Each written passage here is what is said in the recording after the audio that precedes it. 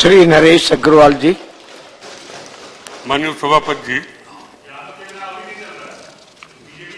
दोनों हमारे काबिल वकीलों ने, एक हमसे बड़े एक हमसे छोटे हैं, और कपिल सिब्बल जी ने बातों को रखा, भाई भूपेंद्र भाई ने भी बातों को रखा।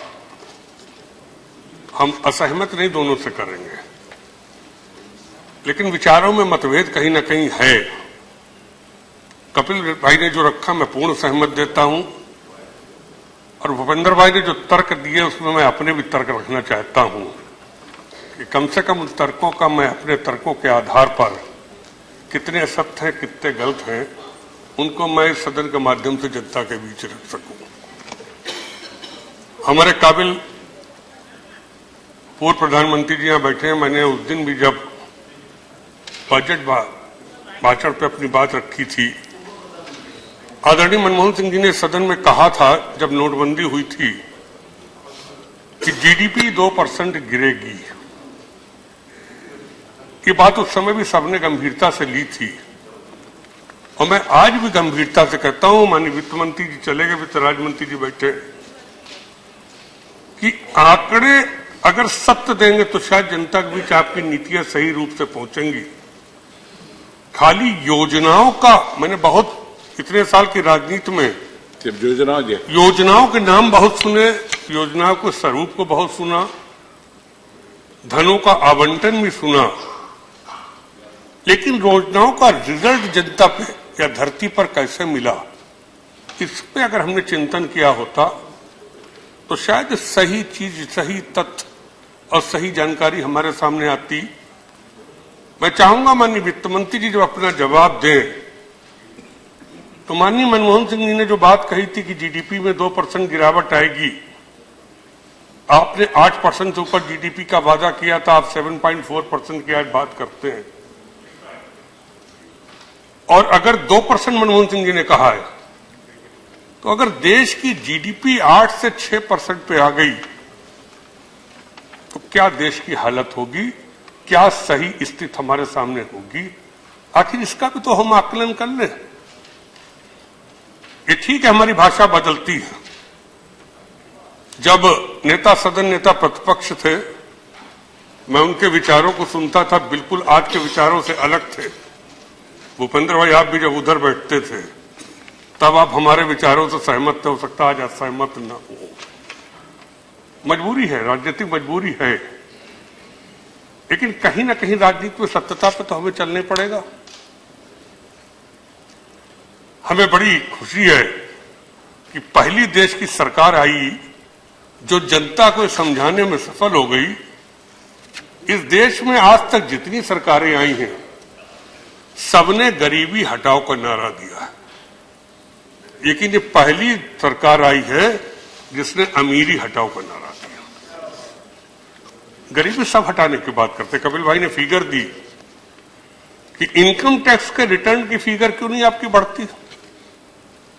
देश में केवल 67 लाख लोग, सिर्फ इनकम 125 करोड़ आबादी में अगर मात्र 67% लोग इनकम टैक्स दे रहे तो क्या कारण है, हम इतने सालों से क्यों नहीं उनकी फिगर बढ़ा पा रहे। हमें सबको इस पर चिंता है कि इतनी बड़ी आबादी का देश, आज जितने डेवलपिंग कंट्री हैं, किसी भी डेवलपिंग कंट्री में इनकम टैक्स देने वालों की संख्या 10% से मिनिमम 10%, लेकिन हिंदुस्तान का दुर्भाग्य कि हम 2-3% से ऊपर अपने इनकम टैक्स देने वालों की संख्या नहीं बढ़ा पा रहे। वेतन भोगियों की संख्या जोड़ लीजिए तो बढ़ जाएगी, लेकिन वेतन भोगियों की संख्या हमें इनकम टैक्स में नहीं लानी चाहिए, वो तो ऑटोमेटिक इनकम टैक्स के अंडर में आते हैं। 61 लाख। तो हम कैसे बढ़ाएंगे इनकम टैक्स की खाली कह देने से। और मुझे वित्त मंत्री जी के भाषण पे बहुत दुख हुआ कि हम सदन के माध्यम से देश की जनता को चोर कहें, सदन के माध्यम से देश की जनता को कहें कि इस देश में लोगों की आदत टैक्स बचाने की है, टैक्स चुराने की है, इनकम टैक्स न देने की है। मैं इन बातों को बहुत अच्छा नहीं समझता हूं। हम क्या उपाय करें। अब देश में कितनी गरीबों की संख्या है, ये हम आज तक नहीं तय कर पाए। प्लानिंग कमीशन 4 कमीशन में ढाल चुका है। लेकिन आज भी हमें नहीं मालूम हमारे देश में गरीबों की संख्या क्या है, गरीब की परिभाषा क्या है, हम कैसे गरीबी दूर करेंगे। अमीरी हटाओगे तो इनकम टैक्स और गिरेगा। और मैं तो दुर्भाग्य में तो तुम्हारे बहुत व्यापारियों की पैरवी नहीं करता हूं कि नोटबंदी में जो सबसे ज्यादा गाली सरकार को दे रहे थे उनके भी वोट बीजेपी में निकल गए। सुनारों ने 42 दिन हड़ताल करी। अब हम लोगों ने ईवीएम को इसी मारे दोषी ठहराया। हम लोगों ने ईवीएम को, भाई सतीश जी बैठे उन्होंने उठाया था, हमारा शक इसी मारे ईवीएम पे हुआ कि जहां गरीब रहते थे वहां भी आप जीतते, जहां अमीर रहते थे वहां भी आप जीत गए। दिल का दर्द बहुत है। तो आखिर क्या कारण था? जब उनसे पूछो कहते हम तो भाजपा के खिलाफ वोट देखे, लेकिन वोट तो उनके पक्ष में निकला। तो मैंने इसी पर शक किया ईवीएम पर, और मैंने तुम्हारे बहुत पैरवी करना बंद कर दी। लेकिन कहीं ना कहीं एक बात जान लीजिए, जीत को मदमस्त मत होइए जीत में, इसको देश का मैंडेट मत समझ लीजिएगा। मैंने 84 में राजीव जी को 400 कुछ सीटें जीतते देखा इस देश में। कांग्रेस उस समय 400 कुछ वोटर सीटें जीत के आई थी, 412। लेकिन 5 साल बाद क्या हर्ष हुआ था? बीजेपी को 2 सीटों पे हमने लोकसभा में देखा था। अटल जी को भी हारते हमने देखा इस देश में, दिल्ली में। लेकिन आज ठीक है, आप मदमस्त हैं, लेकिन मदमस्त का मतलब ये नहीं है कि आप सत्ता में कहीं ना कहीं अहंकार में हो जाइए। आर्टिकल 109(10) की आपने बात करी। हम लोगों ने हरदम मनी बिल पे विवाद किया। हमारा हरदम कहना था कि काउंसिल ऑफ स्टेट, आर्टिकल 109 में हमको सीमित कर दिया गया। आर्टिकल 110 में स्पीकर को पावर दे दी गई कि मनी बिल कौन होगा। लेकिन 110 में जो कंडीशन लगाई गई, क्या ये मनी बिल उस कंडीशन के अंतर्गत आता है? आप ट्रिब्यूनल्स को चेंज कर रहे हैं, ट्रिब्यूनल्स की एज चेंज कर रहे हैं, आप किसको ट्रिब्यूनल को कहां ले जाएं, आप तमाम एक्ट चेंज करे दे रहे हैं। फिर हमारी कमेटी होने से क्या फायदा? स्टैंडिंग कमेटी काहे के लिए बनाई गई थी? आप फाइनेंस बिल में सब कुछ अगर रख के चेंज करने की बात करेंगे और हमारे अधिकारों का हनन करेंगे तो कहीं ना कहीं तो हम चिंतित हो गए, कहीं ना कहीं तो हम विरोध करेंगे। आप बहुत अभी कह रहे थे कि फाइनेंस बिल इसी मारे बनाया गया, इस सदन को अधिकार नहीं है, हम फाइनेंस बिल पे सिर्फ बहस कर सकते हैं, अगर हम अमेंडमेंट ले गए तो फिर लोअर हाउस में चले जाएंगे, लोअर हाउस स्वीकार करे ना स्वीकार करे अंतिम मान लिया जाएगा, दोबारा हमारे पास आएगा नहीं। लेकिन हमने हर वक्त ये बात कही, कर क्यों नहीं एक अमेंडमेंट लाते? अगर आप वाकई में एक कॉन्स्टिट्यूशनल अमेंडमेंट आ जाए कि फाइनेंस मैटर पे भी राज्यसभा को उतनी पावर होगी जितनी अन्य मैटर पे है, तो शायद उस सदन के बहुमत के आधार पर आप अपनी सोच में बदलाव कहीं ना कहीं लाएंगे। अन्यथा 109(10) का आप उपयोग करके हो सकता है आप उसका फायदा उठा ले। लेकिन एक बात मैं कह देता हूं, इससे संविधान की बहुत रक्षा नहीं हो पाएगी, और संविधान की आड़ में आप अगर इस सदन के बहुमत कम होने से बचना चाहते हैं तो ये प्रजातंत्र में बहुत अच्छा नहीं है। श्रीमान, बजट आए हुए कितने दिन हुए? 40 संशोधन आपने पेश कर दिए। मैं तो देख रहा था ट्रिब्यूनल कितने हैं, आप 8 ट्रिब्यूनल को चेंज कर रहे हैं और 17 एक्ट को चेंज कर रहे हैं। उसमें एयरपोर्ट अथॉरिटी भी है, मिलिट्री का भी है, इलेक्ट्रिसिटी एक्ट, सारे एक्ट आप फाइनेंस बिल में लाके करके चेंज कर दे रहे हैं। क्या जरूरत है ट्रिब्यूनल्स में आप रिटायर्ड जजों को रखेंगे? सरफेसी में आपने डिस्कशन करा, लेकिन क्यों हम रिटायर 70 साल तक मानवाधिकार में आजीवन, कोई एज का है ही नहीं? हमने क्या उन्हीं को नौकरी देने का ठेका ले रखा है? क्या हमारे देश में उन क्षेत्र के योग्य व्यक्ति हैं ही नहीं? जो इन्हीं का डिपार्टमेंट SIT में एक दुर्भाग्य हो गया कि हमने IAS और जुडिशरी को सर्वोच्च मान लिया और सारे पद उन्हीं के लिए हमने कर लिए। संवैधानिक भी उन्हें बना दिया, इलेक्शन कमीशन हो, फला कमीशन हो। और जब उनको हमने वहां बैठाल दिया तो उनका डंडा हम ही पे चलने लगा एक तरफ से। तो क्यों, मैं कहता हूं देश में एक्सपर्ट्स को क्यों नहीं आगे बढ़ाया जाता? बहुत से तो देशों में सिक्योरिटी एक्सपर्ट्स होते हैं, आईएएस नहीं होते। तो हिंदुस्तान में अंग्रेज कानून बनाए गए थे, वो आईसीएस को बदल के हमने आईएएस कर दिया और उनके कानून के तहत चल रहे। आज आईएएस ने सारे डायरेक्टरेट खत्म कर दिए, डायरेक्टर्स की कोई पावर ही नहीं रहेगी, सब सिक्योरिटी की पावर हो गई।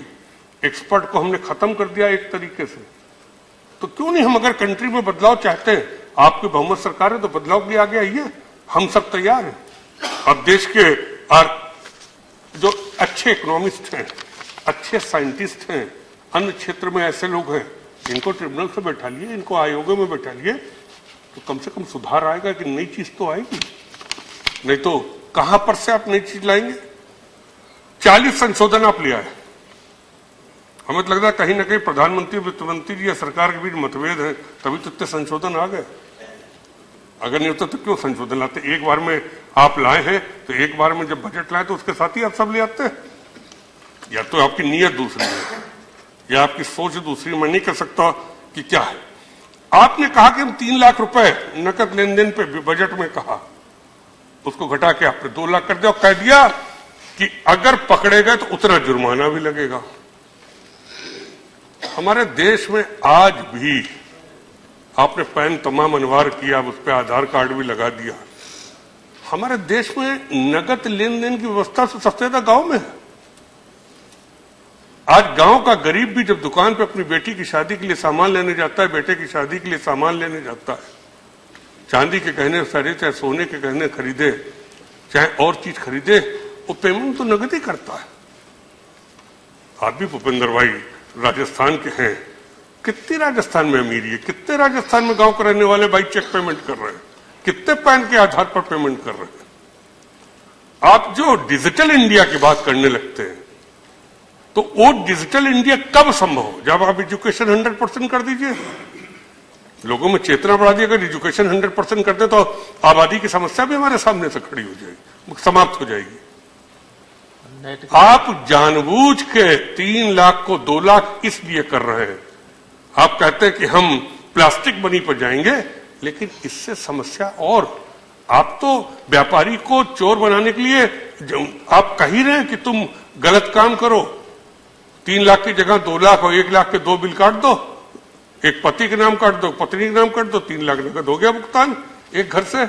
तो आप तो खुद ही कहीं इस बात के लिए उनको प्रोत्साहित कर रहे हैं। आप पहले देश के सामाजिक ढांचे को तो सुधारिए, देश की सामाजिक सोच को तो सुधारिए, देश की परिस्थिति को तो ठीक करिए, उसके बाद आप डिजिटल इंडिया की बात करिए। या सोचते हैं हम डिजिटल इंडिया के नाम पर अभी स्वीप कर गए हैं, ऐसा नहीं है। इसका तो 5 साल बाद, 2 साल बाद चुनाव आएगा। आपने उत्तर प्रदेश में तो अपना एजेंडा अभी से कह दिया, आपने हमारे स्वामी जी को बैठाल कर। अब तो बड़ी खुशी हो रही, कम से कम साधु संत भी प्रधानमंत्री और मुख्यमंत्री बन सकते। पहली बार हुआ है तो रास्ता खुल गया है, एक रास्ता खुल गया। बनारस में एक साधु जी हैं, एक मंदिर बहुत चलता, वो किसी से कह रहे थे अब हम मेयर का चुनाव लड़ेंगे, जब स्वामी जी मुख्यमंत्री हो सकते तो हम मेयर क्यों नहीं हो सकते? अब तो तमाम मठों के मठाधीश निकल पड़ेंगे कि ये सारे पद तो हम लोगों को हैं। यहाँ वही दिखेंगे। अब थोड़े दिन बाद हो सकता है यहाँ भी वही दिखे, मजबूरी हो। ज्यादा नहीं निकले, कुछ इम्पोर्टेंट मठाधीश तो जेलों में है, निकल कहाँ से आए? अच्छा, वो भी आ जाएंगे, साधु महात्मा बन जाएंगे, क्योंकि उन्हें सब आशीर्वाद। जैसे कोई महात्मा किसी घर में आता है तो हम लोग की आदत पड़ गई, ये नहीं जान के महात्मा के क्या क्या कर्म है, हम सब चरणबद्ध हो जाते हैं। और कहीं माइक पकड़ा दिया जाए तो हम उनको इतना बड़ा साधु संत बताने लगते हैं कि उनके विचारों से देश को बहुत लाभ मिलेगा।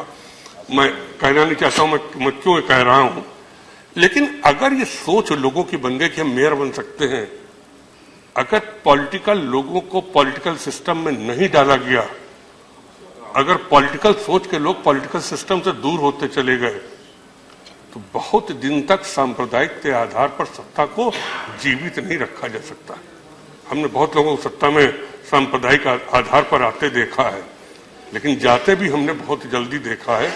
तो मैं चाहूंगा कि इन चीजों पर आप बहुत ध्यान दें। कंपनी लॉ के लिए, जब कंपनी लॉ के अमेंडमेंट आए थे तो यहां पे ये डिक्लेयर हुआ था कि कंपनी लॉ के लिए कमेटी बना देंगे, उसमें जो भी सुझाव आएंगे 3 महीने के अंदर उन सुझावों पर विचार करके कंपनी लॉ के अमेंडमेंट जो होगा उस अमेंडमेंट के साथ कंपनी लॉ को हम इस सदन में लाएंगे। आज साल भर से ऊपर हो गया, कितने अमेंडमेंट आए कंपनी लॉ में सुधार के लिए, क्यों नहीं उस अमेंडमेंट को सदन में रखा गया अमेंडमेंट के साथ कंपनी लॉ को? क्या कंपनी लॉ में कमजोरी थी? कपिल भाई ने बताया क्या तमाम कंपनी में क्या आपने नियम बना दिए, क्या अमेंडमेंट कर दिए। इनकम टैक्स में आप सारी पावर इनकम टैक्स के अधिकारियों को देते चले जा रहे हैं, चाहे जिसका घर रेड कर दे, चाहे जिसका घर सीज कर दे, चाहे जिसके अकाउंट सीज कर दे। ये तो भ्रष्टाचार को बढ़ावा आप दे रहे हैं। कमाई बढ़ा दिया। एक पता नहीं हमारे उत्तर प्रदेश में एंटी रोमियो चला है। हमने समझिए रोमियो वर्ड कहां से आया, रोम से आया क्या? पहले तो कांग्रेस में रोम का आरोप लगाया जाता था। शेक्सपियर ने लिखा था ना। अच्छा, शेक्सपियर ने लिखा था। हमारे उत्तर प्रदेश में एंटी रोमियो स्क्वाड, हम समझ नहीं पाए क्या हो गया एंटी रोमियो स्क्वाड। अब तो भाई बहन साथ जा रहे तो रोमियो में, चाचा भतीजी जा रहे तो रोमियो में। एक सही मैं मिसाल पे बता सकता हूं, परसों कानपुर में जो हुआ सारे अखबारों में छपा है। कहां भाई बहन, कहां क्या? आखिर क्या इस देश में जब एक देश 21वीं सदी की तरफ हम लड़के लड़की पे शक करने लगे, हम प्रेम पे भी कानून बनाने लगे। जिस देश में प्रेम पे कानून बनने लगेगा वो देश आधुनिकता से नहीं आगे बढ़ पाएगा। वो छोड़िए 10वीं सदी की सोच। राधा कृष्ण का क्या होता? अब इन्होंने तो राधा को अलग कर दिया, कृष्ण को ले लिया। राधा तो एक जो मैंने कहा ये तो मैंने ऐसे कह दिया। आपने पॉलिटिकल चंदा की बात करी, बड़ा जोर जोर से कह दिया कि 2000 से ऊपर नगद नहीं लिया जाएगा। आप पॉलिटिकल बॉन्ड ले आए, हम लोग तो अब विपक्ष में, अब हमको कौन चंदा देगा? आपने चंदा देने वालों को इतनी बड़ी आपने उनको दूसरी रास्ता बता दी कि आप बॉन्ड खरीद लीजिए, आपका नाम गुप्त रखा जाए। तो आईएसडी स्कीम हो गई, वो डिस्क्लोजर आईडीएस स्कीम, कि आप बॉन्ड खरीद लीजिए और बॉन्ड में आपका नाम गुप्त रखा जाएगा और पॉलिटिकल पार्टी को चाहे जितना बॉन्ड दे दीजिए। तो बॉन्ड तो आपको मिलेंगे, हमें क्या मिलेंगे, इनको भी क्या मिलेंगे। आज तो जो चुनाव में आपने खर्च किया है, आपने तो अपने कैंडिडेट को 28 लाख की सीमा पर 1-1 करोड़ रुपए दिया। सारा मीडिया, आज मैं तो कह रहा हूं, मीडिया की बात कपिल भाई ने उठाई थी, मैं भी कहता हूं, बेचारे मीडिया वाले बैठे हैं, इनके मालिक कितना शोषण इनका कर रहे हैं। कुछ चैनल तो ठेके पर दिए जा रहे हैं कि इतने करोड़ रुपए साल हमको 2 चैनल में जिसे चाहे उसको दिखाओ। जानते आप भी हैं, जानते हम भी, मैं कहना नहीं चाहूंगा, लेकिन ये मीडिया वाले, इनकी आवाज आपने दबा दी। आप मालिकों से आपने मीडिया के साठगांठ कर लिया, उनकी टाइमिंग आपने परचेज कर ली। आपने जितना चैनल है उस पर सिर्फ आप ही दिखाई देंगे, आपके नेता दिखाई देंगे, विपक्ष का कोई नेता नहीं दिखाई देगा। मन की बात। ये अपनी आवाज इंडिपेंडेंट लिखना चाहे तो अपनी आवाज नहीं लिख सकते। हम लोग जब बाहर कहते तो कहते हैं मैं क्या करूं, ऊपर से ये आदेश है। इनके वेजेस का क्या होगा? एलो जर्नलिज्म की बात होती है, जो जिले में इनके संवाददाता नियुक्त हैं वो बेचारे सुबह से शाम तक आपसे क्वेश्चन पूछते रहते हैं। उनको बेचारों को कहा जाता है कि स्टोरी के आपको 100 रुपए, 200 रुपए, 500 दिए जाएंगे। उनसे पूछिए, सुबह शाम तक घूम रहे हैं, अपना परिवार कहां चलाएंगे, तो कराएंगे कैसे? एलो जर्नलिस्ट से चलाएंगे। तो क्यों नहीं आप इस अपने फाइनेंस बिल में मीडिया के इन लोगों की बचत के लिए कोई लिया होते? ये जो यहां संवाददाता बैठे, वहां बैठे, जो सुबह 8 बजे से पार्लियामेंट में आ जाते, रात को 8 बजे तक पार्लियामेंट से निकलते, जिनके ड्यूटी आवर फिक्स नहीं है, जिनकी स्टोरी पर कॉन्ट्रैक्ट बेसिस पे है, उनको परमानेंट करने के लिए उनके लिए आप कुछ नहीं लाएंगे। 7th पे कमीशन आपने लागू कर दिया। नरेश जी, समय अब इसमें सीमा न रखिए, 5 के 6 घंटे हो जाएंगे, लेकिन मैं सब इंपॉर्टेंट बातों को उठा रहा हूं। 7th पे कमीशन आपने लागू कर दिया। कल मैं लखनऊ एयरपोर्ट पे बैठा था, मुझको एक मिलिट्री के कर्नल मिले। उन्होंने कहा, नरेश जी आपको टीवी पे मैं बहुत सुनता हूं, आप कम से कम पार्लियामेंट में इस बात को उठा दीजिए कि सेना में 7th पे कमीशन क्यों नहीं लागू हुआ। मैं तो सरप्राइज कर गया। मैंने कहा नहीं, मुझे तो मालूम था कि लागू हो गया। कहना सेना में नहीं लागू हुआ, हमारी कमेटी बना दी गई। वो कमेटी निरंतर विचार कर रही है। जो देश के लिए जान दे रहे हैं, जो देश के लिए कुर्बानी दे रहे हैं, आप डिफेंस के एक्ट को चेंज करने के लायक हैं। उन देश के उन लोगों को जो रोज शहीद हो रहे हैं, उनको 7th पे कमीशन नहीं मिलेगा। ठीक, हम लोगों को तो कोई पे कमीशन ना मिले क्योंकि हम लोग बेईमान है, चोर हैं, हमारी आमदनी बहुत ज्यादा है, हम कमीशन खो रहे हैं। देश में सबसे भ्रष्ट अगर कोई है तो नेता है। कोई बात हो जाए तो नेता पे सारा मीडिया शुरू हो जाएगा। अगर मीडिया ने दिखा दिया तो जज भी कन्विक्ट कर देगा, वो आप लोग तो कन्विक्ट कर ही रहे हैं हम लोगों को। लेकिन उन नौजवानों को, उन मिलिट्री वालों को जिनको 7th पे कमीशन नहीं मिला, आखिर उनको कैसे 7th पे कमीशन मिलेगा? माननीय राज्य मंत्री जी, आप सदन में फाइनेंस बिल जब पास कराइए तो कम से कम उनको 7th पे कमीशन की ही घोषणा कर दीजिए। मैं समझूंगा देश के लिए जो कुर्बानी दे रहे हैं, कम से कम उनको इस फाइनेंस बिल से कुछ मिला। न दीजिए हम लोग को, न दीजिए आप किसी को। लेकिन वो बेचारे जो अपने घर से हजारों किलोमीटर -20 -30 डिग्री में अपनी जिंदगी गुजार रहे हैं, जो 6 महीने रहने के बाद आप पोस्ट नहीं रह सकते क्योंकि वहां की स्थिति ऐसी है। उस स्थिति में अगर पोस्ट रहेंगे तो उनके पैर गल जाएंगे, हाथ गल जाएंगे, उनकी शारीरिक क्षमता खत्म हो जाएगी। अगर उनको 7th पे कमीशन और उनको सही पेंशन न मिली तो उनके परिवारों को हम न्याय नहीं दिला सकते। 1 रैंक 1 पेंशन पे भी आज तक आप डिसीजन नहीं ले पाए। 1 रैंक 1 पेंशन पे क्यों नहीं आपने डिसीजन लिया?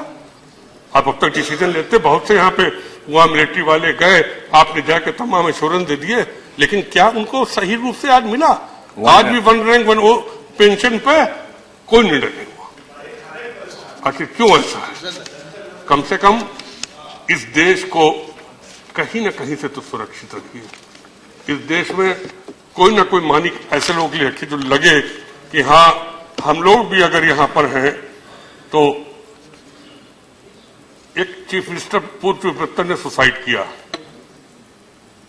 एक राज्य के पूर्व मुख्यमंत्री जी ने सुसाइड किया। अगर उनका सुसाइड नोट आप इस सदन में पढ़ दें तो मैं समझ जाऊंगा सरकार में बहुत हिम्मत है। मैं तो चाहूंगा उन पूर्व मुख्यमंत्री जो नॉर्थ ईस्ट स्टेट के हैं थे, उनके सुसाइड नोट को अगर इस सदन में पढ़ दिया जाए, शायद देश के सामने बहुत चीजें निकल जाएंगी। फिर हम लोगों पे आरोप शायद नहीं लगेंगे, फिर पता लग जाएगा कहां पर क्या है। लेकिन नहीं हिम्मत कर पाएंगे आप, नहीं करेंगे। मैं उन नामों को नहीं कह सकता हूं। मैं अंत में खत्म करते वक्त यहां चल रहा हूं। किसानों की कर्ज माफी हम लोगों ने उठाया, उस दिन वित्त मंत्री जी ने कह दिया हम तो नहीं करेंगे। हम तो इस बार वेट कर रहे हैं कि उन्होंने कह दिया राज्यों पे है। हो सकता हमारे स्वामी जी गोरखपुर गए हैं, लौट के कुछ किसानों का कर्जा माफ करते, हम वेट कर रहे हैं। आपने राज्यों पे छोड़ दिया है, लेकिन एक राज्य में अगर माफ हुआ तो आगे पूरे देश में लगेगी। ये आप लीजिए, कोई राज्य माफ करने की, अगर एक राज्य ने माफ किया तो आगे, क्योंकि महाराष्ट्र, आंध्र प्रदेश सबसे ज्यादा किसान तो वहां, तमिलनाडु सबसे ज्यादा किसान तो आत्महत्या वहां पर कर रहा है। आप क्यों नहीं करेंगे? आप इतना बड़े विजय माल्या पे 9,000 करोड़ के लिए छूट दे सकते हैं। एक वो मोदी हैं, उन्हें आप जितनी चाहे छूट दे दे। तमाम पूंजीपतियों को रोज बैंक से उनका एनपीए माफ किया जा रहा है, लेकिन आप किसानों पे, ये हमारे चौधरी वीरेंद्र सिंह बैठे हैं तो जिंदगी भर किसानों की बात करते रहे, लेकिन कितना 1 लाख करोड़ तो पड़ेगा आप पे बर्डन। इतना तो पेट्रोलियम में हर साल बच रहा है आपको क्रूड ऑयल सस्ते होने के नाते। आज इस सदन में जवाब देते वक्त घोषणा कर दीजिएगा कि हम किसानों का कर्जा माफ करते हैं। मैं समझूंगा श्रेय आपको मिला, लेकिन कम से कम देश के किसानों के प्रति न्याय तो हुआ। गरीब, किसान, बेरोजगार, कोई नीति नहीं। कितने बेरोजगार, बेरोजगारी की संख्या क्या? आपने 2 करोड़ नौकरी देने कहा था, एक आदमी को नौकरी आपने नहीं दी। बेरोजगारी की संख्या रोज बढ़ रही है, बढ़ रहा है। रोज रेलवे आपने बंद कर दिया, एयरपोर्ट बंद कर दिया, प्लेन में नौकरी बंद कर दी, कॉन्ट्रैक्ट बेसिस पर नौकरी देने लगे, मनरेगा को अपनी नौकरी मान ली, तो क्या होगा? और देश में एक वर्ग को अलग मत करिए। आपने कह दिया हज में, अब जो हज में जाएगा उसको पैन अनिवार्य होगा। ये नया कानून एक आपका बन गया। मैं तो आपसे इतना कहूंगा कि जो देश के सामने वास्तविक समस्या है, अगर उनसे निपटने के लिए आप आगे नहीं आए, देश के सामने जो वास्तविक स्वरूप है उस स्वरूप को बदलने के लिए हम आगे नहीं आए, इतना बहुमत आपको मिला है, हम तो कहते हैं आप इन चीजों को लाइए, यहां मत डरिए आपका बहुमत नहीं। हम सब देश हित में अपने पार्टी के एजेंडे से अलग देश के पक्ष में खड़े होंगे, लेकिन आप तो लाइए तो किसानों, बेरोजगारों, नौजवानों, दलितों। आज ही उठा कि तीनों आयोग, पिछड़ा वर्ग आयोग, अल्पसंख्यक आयोग और अनुसूचित जात आयोग, तीनों आयोग के न अध्यक्ष न मेंबर, आप 80% आबादी को उपेक्षित कर देना चाहते हैं, समाप्त कीजिए, लाचार कर देना चाहते हैं नरेश जी। आप आरएसएस के एजेंडे को कि देश में आरक्षण खत्म हो उसको थोपना चाहते हैं। हम सब इसका विरोध करते हैं और आपने अगर ऐसी कोशिश की तो अपर हाउस से ठीक है फाइनेंस बिल बना लीजिए, लेकिन आवाज बहुत बड़ी चीज होती है।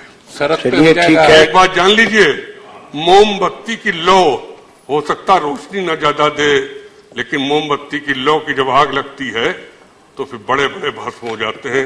इतना ध्यान रखिएगा। और मुझे उम्मीद है कि फाइनेंस बिल का जब जवाब देंगे तो कम से कम इन पे कुछ निर्णय लेंगे। बहुत बहुत धन्यवाद।